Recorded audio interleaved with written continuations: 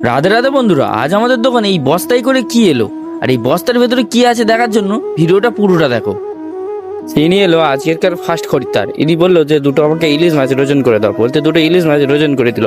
তারপরে বলে কাটতে হবে না, দুটো ডবল প্লাস্টিক করে আমাকে দিয়ে দাও, বলতে পিসি ডবল প্লাস্টিক করে কাকুকে দিয়ে দিল।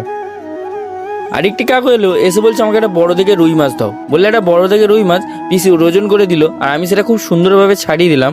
তারপরে আমি পিসিকে দিলাম, পিসি খুব সুন্দরভাবে পিস পিস করে কেটে ডবল প্লাস্টিক করে দিয়ে দিল। তারপরে এই বস্তাটা খুলে দেখলাম এটা হচ্ছে ইলিশ মাছ, আর এই ইলিশ মাছগুলো বাইরে থেকে আসে, তাই এত কিছু প্যাক করে আসে।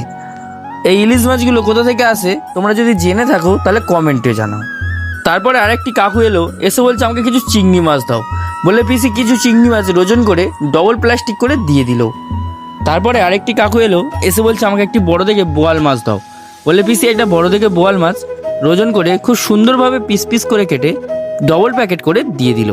ওই বোয়াল মাছটা দিতে না দিতেই আরেকটি খরিদ্দার এলো, এসে বলছে আমাকে একটা বড় দেখে ইলিশ মাছ দাও, বলতে একটা বড় দেখে ইলিশ মাছ মেপে দিল। আর আমি খুব সুন্দরভাবে ছাড়িয়ে দিলাম। তারপর পিসি খুব সুন্দরভাবে পিস পিস করে কেটে ডবল প্লাস্টিক করে কাকুটাকে দিয়ে দিল।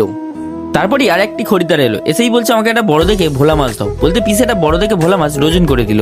তারপর ওজন করার পর পিসি সেই কাটতে যাবে, তখন বলে কাটতে হবে না, আমাকে ডবল প্যাকেট করে আমাকে দিয়ে দাও, বলতে পিসি ডবল প্যাকেট করে কাকুটাকে দিয়ে দিই।